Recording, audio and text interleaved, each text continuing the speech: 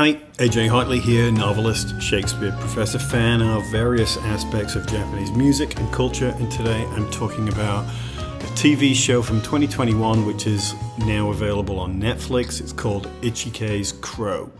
皆様こんにちは。竹野内豊です。黒木春です。今回私たちは刑事裁判官として公平さを象徴するカラスのような黒色の報復に身を包みます。竹野内さん演じる型破りのくせ者裁判官と私が演じる堅物エリート裁判官による爽快リーガルエンターテインメントです。ドラマ「イチケイのカラス」ぜひご覧ください。この春法廷を舞台にした新ドラマが始まる。やったんだ聞き込み。知りたいんですよね、真実を。納得いきません。私は責任を果たすべくこの2度目の現場検証に来ました。やっぱりかっこいいです。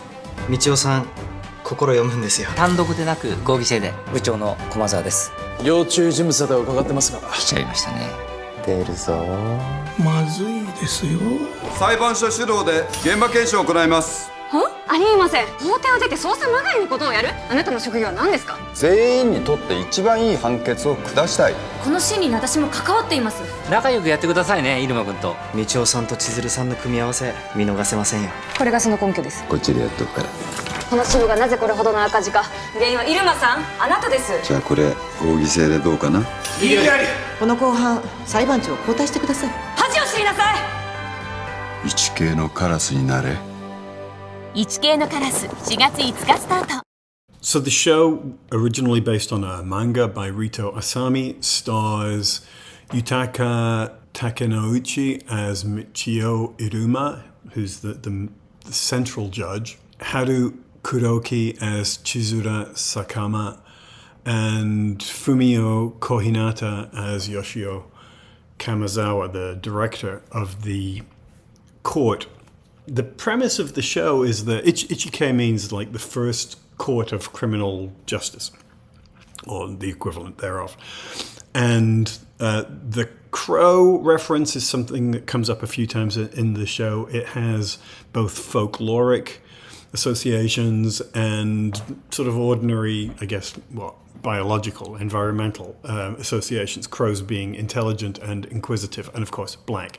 The judges have to wear black robes. So the premise of the show is that female judge Sakama is appointed to this particular court because she's sort of by the book, she's connected, she's kind of unofficially in line for the Supreme Court, and she's being positioned there because this particular court is backlogged and they take too long to process their cases, and a lot of this comes down to the actions of a particular judge, Michio Iruma, who's seen as a troublemaker. And as I said, the core issue is that the courts are delayed. Now, as is always the case with these Japanese shows, one of the things I find fascinating about them is that they're not simply Japanese versions of shows that might appear in the UK or in the US, that they are specifically Japanese in their sort of cultural anchorings, right? The things that root them in reality. And in this case, the core factor is that, somewhat remarkably, if you know anything about Japanese law, you'll know that something like 99% of people of defendants who are taken to court, prosecuted in court, 99% are found guilty, which is amazing, right? And this is based on all kinds of issues of practice and cultural assumption, right? I think that, unlike the West, there is a sort of, particularly in the US, in Japan, there's a sort of faith in the police and the prosecutorial services, and they do a lot of work before the case goes to trial. In fact, they don't take a defendant to trial unless they're sure they can get a conviction. But this, of course, produces a kind of presumption of guilt. And the assumption here, at least within the fiction of this story, is that the courts themselves, the judges themselves, are frequently expected to merely rubber stamp the cases that are brought to them by the prosecution.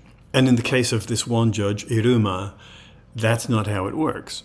He invariably gets more involved in these cases, tries to figure out what's going on, and he's very fond of doing unconventional things. So he dresses down, he wears the black robe, the crow robe, but he wears sort of casual clothes underneath, and he will often come down literally from the sort of, what do you call it, the dais, the pulp, it's not a pulpit, but the elevated chair that the judge sits in to speak to the defendant. And more than anything, he likes to do these emergency court investigations where he'll sort of stand up and say, okay, we're stopping, we're not going to proceed any further until the court itself has investigated the circumstances of the crime to help them make a determination. And a lot of people locally, in the court reporters and these, basically he has a fan base of people who love it when he does this and think it's exciting and fun. And he's this quirky, sort of playful kind of character. The upper courts hate this. They hate the fact that he's frequently questioning the verdicts of the prosecution and that he's delaying the system. So the female judge who's brought in, Sakama, is supposed to be sort of somehow getting this court back on track. And of course it doesn't go that way. And part of the arc of the story is her losing some of her sort of straight-laced assumptions about how the law is supposed to work and becoming more and more on board with his sort of more quirky methods. So there are a couple of things there that I think are worth talking about.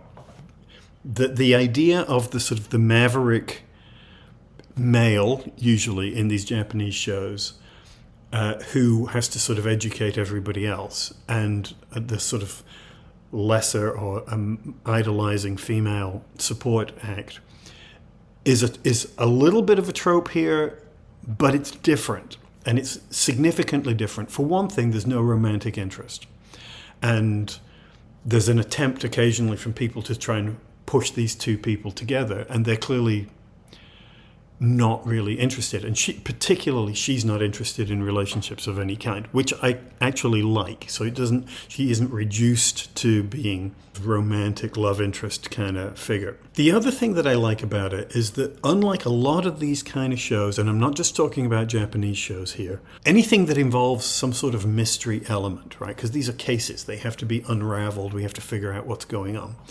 And one of those tropes that we've been dealing with since, Sherlock Holmes, like 140 years ago, is the creation of a detective character who's just so incredibly smart that everybody's dazzled by it.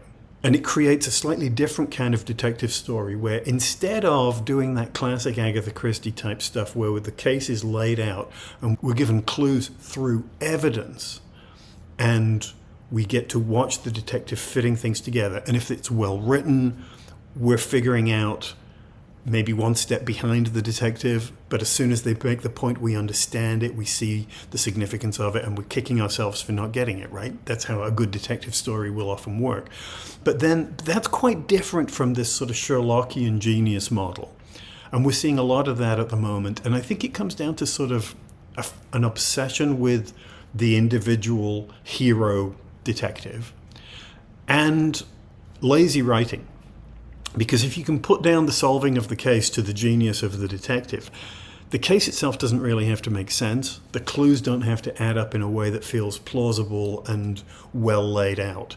And, there are so many Sherlock-type spin-offs, and I'm not just talking about adaptations that actually use the Sherlock Holmes-type characters as main, though I will say that, since this channel focuses on the Japanese stuff, if you haven't seen Miss Sherlock, that's one of my favorites. I've reviewed that a number of years ago. I'll put a link to my review of that show in the description. But, I was watching Ludwig last year, which is a new British show with David Mitchell, who I like, and I enjoyed the show.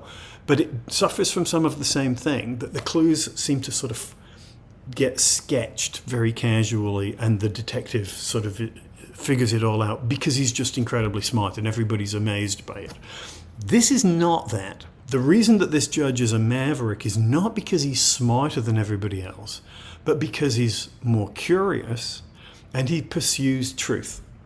So it becomes a question of principle rather than intellect, which I really like.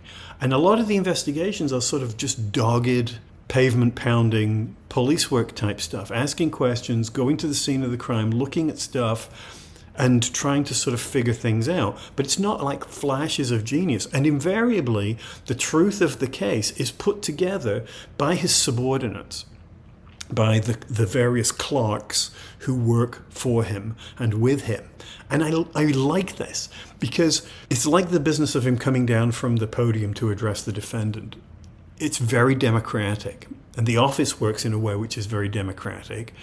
And this is clearly very deliberate on the part of the show and the characters, because often, you know, the people who come up in court are people who've had rough lives one way or another and are sort of low down the social totem pole. And they always assume that because he's a judge, he's a member of the elite. That's one of the terms that the translation uses always on these things.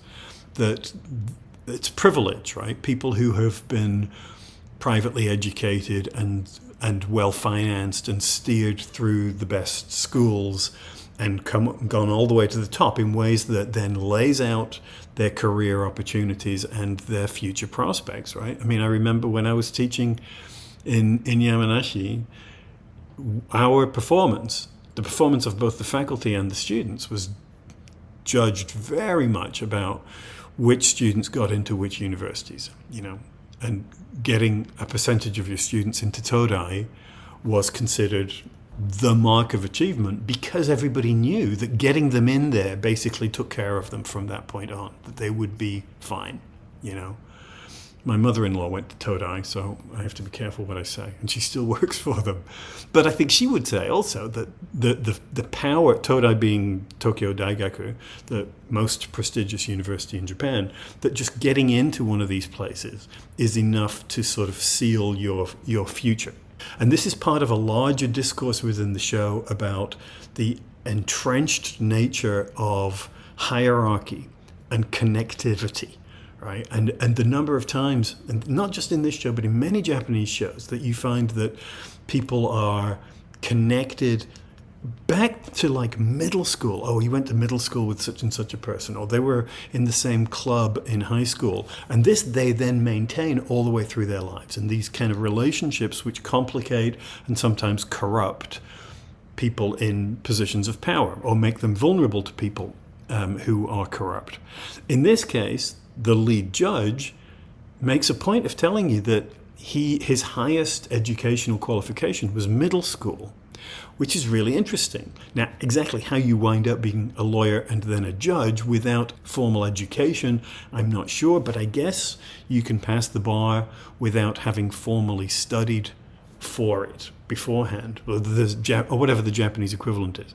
But this is kind of an important thing, because it means that his sort of dressing down, his conversational manner, his very inclusive attitude to the office and to the defendants, to the people accused of crimes, it doesn't look down on them. It assumes a kind of equality, you know? And this is why I'm saying that what makes the show interesting is not his genius, but his pursuit of principle. That his idea is that the purpose of a judge is to get to the truth by scrutinizing really closely, by thinking, by listening, by examining the evidence over and over and over. And this, of course, is what puts him at odds with the larger legal system that does not want him to do that. They want you to simply, as I say, rubber stamp whatever the prosecution has said. Apart from that sort of presumption of guilt, that the moment you get arrested, there is an assumption that there must be something to it. No smoke without fire, right? This is particularly true in Japan. But also the sense that that system might lend itself to various forms of corruption, as well as incompetence, and a sort of general lack of imagination on the part of the police and the prosecution. And of course, in the course of a show like this, it's an 11-episode, single-season show, and while it's individual case-based, there's a kind of macro story going on in the background, which ultimately is going to be about the fate of this particular judge and what's going to happen to this branch of the legal system, and who's going to get promoted and who's going to get kicked out and so on. And those things start to get into other very familiar ideas that we're seeing a lot of at the moment in Japanese TV about corrupt politicians, about tax evasion, about corrupt dealings, and people using the kind of connections I was talking, associations through school or other kind of personal connections, to play the system and to enable, land grants to certain kinds of, the government has decided we're going to do this. Well, it turns out that some of the people in the government have ties to the companies who are going to do the work and all. This kind of corruption we see all over the world, but there's a particular interest in it, I think, in Japan at the moment, as some of those old assumptions about a fundamentally meritocratic social structure are getting more and more scrutinized. So, I really enjoyed the show.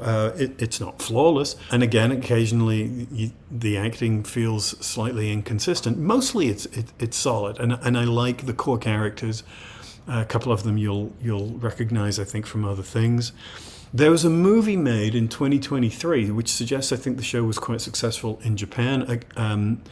But I can't see the movie. It's not available in the US. So if anybody has any ideas as to where I can see it, let me know in the comments below. And that's all I'm going to say. As ever, please like, comment, subscribe. If you have recommendations for shows I haven't talked about or bands I haven't listened to, let me know. Check out my books. Of course, I only talk about my Japanese related stuff now on this channel.